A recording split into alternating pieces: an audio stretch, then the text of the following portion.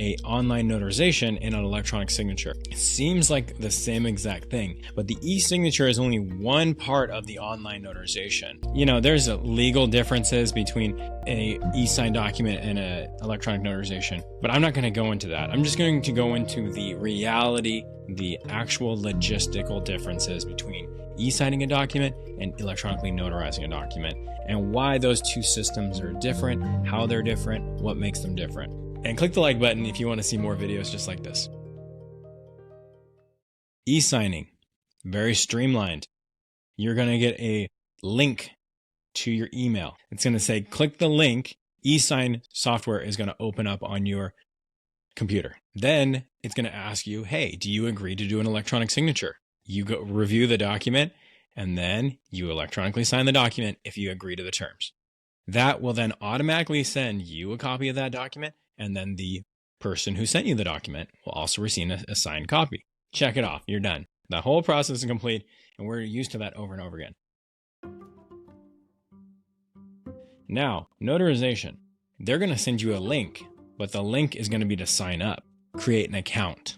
So you're going to need to create an account with the electronic notarization software. So you're going to go into the app and start filling that out.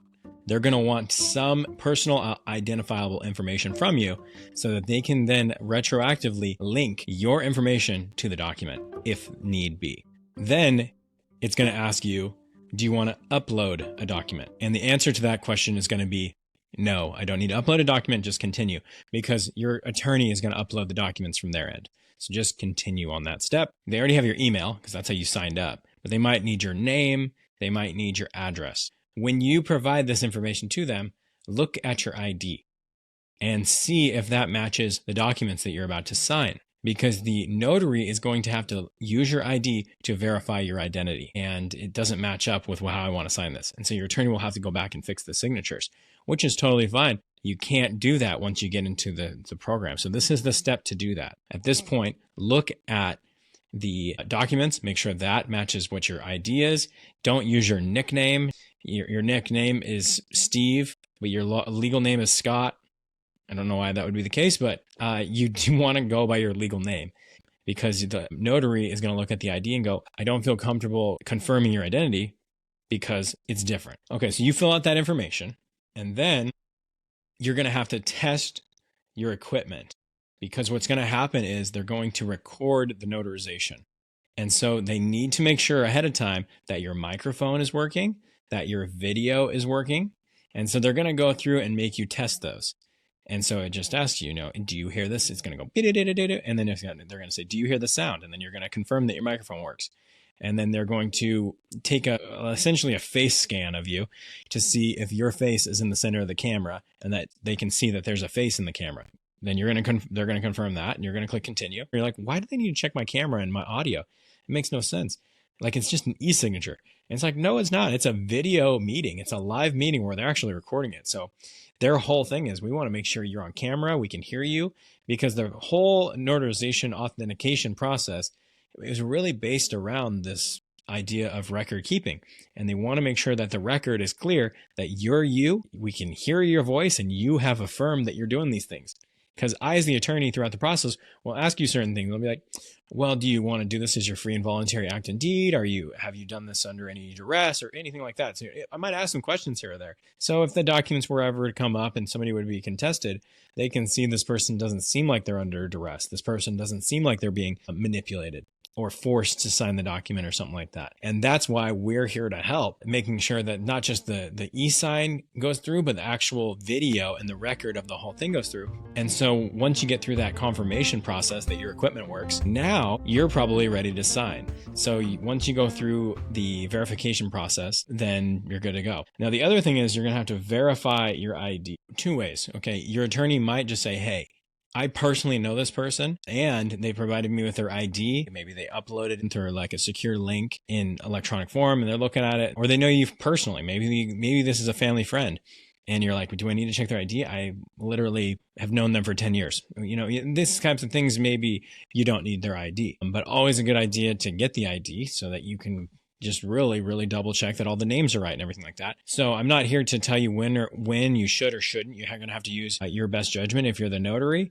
to decide. But as the individual, I'm just going to tell you, the attorney probably is going to ask for your ID. Make sure that ID is not expired. But sometimes it sneaks up on people, and it's fine. You just tell your attorney, hey, ID expired and we'll have to reschedule it. And it's better than getting all the way through the process and getting to the signing and then finds out the ID is expired. So they want to make sure that you are who you say you are, to either go through some kind of an identification where they're going to say, hey, have you lived at this place in the past 5 years? You've probably had this type of question where they give you like 4 answers or 5 answers and you have to select one of them. And which of these 4 addresses have you not lived at? And you select that one. And if you don't get those right, you have to wait 24 hours to do the electronic notarization again. So I typically try to avoid that. I still am going to ask for your ID either way. If that ID doesn't match up to the documents, we got bigger issues. I can't really notarize it. Even if I know you personally, it just isn't how you want to do it. It's better to just then go back and fix the documents and upload the documents to match your legal name, the name that's on your driver's license. And sometimes people ask me like, well, how do I sign it? I say, sign it how you would on your driver's license. The identification, that ID, is actually there for a reason. You know, we get these state IDs and we're like, well, what are the point of these? We never use them. Well, this is one of those times where it is going to matter. And then once the IDs are checked, your attorney is going to confirm your identity in the program. So now you're in the signing and the documents are in front of you. So they're going to fill out the date fields. They're going to fill out the signature fields. You can upload an image of your signature, which is unusual, but you can do that. You can do a typed signature, which is very common, like you would see if you typed it on a keyboard. It's in a cursive font, but you can tell it's a font. And then the third option, which is also pretty common, is that you can do literally a handwritten signature. And if you have a tablet, this works great. You know, if you have a pencil and a tablet, I mean, you're going to it's like writing on paper. But I've seen people actually do a pretty good job with their finger. You can usually do a pretty good job. You're not going to do as sophisticated a signature or as clear a signature as you would with a pen and paper, but it works. And electronic signature, I think that there's kind of an understanding that, you know, people are using their finger and stuff like that for these documents. And so it's not going to look exactly right. And that's why you have all these extra identifiers. There's even a video of the notarization when you do the notarization. So you can look back, I think it's for 10 years. You can look back and see, is this the person or is this somebody else? Best evidence when you have a literally recording of all the people who are signing the documents and then literally a video of the documents. Definitely shows the videos of all the people as they're signing. Once you get through that, then the attorney is going to click complete on the notarization. It'll be done. The notarization takes a little bit. It's going to say preparing the documents, and it's going to add all the signatures in there. It's going to upload the video. That's it. You're going to be done. It's going to be beautiful. The process is has a lot more steps when you're doing an electronic notarization, and that it's like that for a reason, right? They want to make sure that there's actually some process to make sure that there's a valid person on the end of this with a valid signature. E-signatures, I know, super easy, and they make it so streamlined. The e-notarization is a live situation where we're sitting there all on camera. It's all being recorded. So that's why they're asking for you to make sure your camera works, because they want to make sure you're on camera. They want to make sure your microphone works. But just do understand that it's because they want to verify your identity. They want to make sure all your equipment is right. They want to make sure you're really you. If you want to see more videos just like this one, click the subscribe button and we can get more videos just like this to you.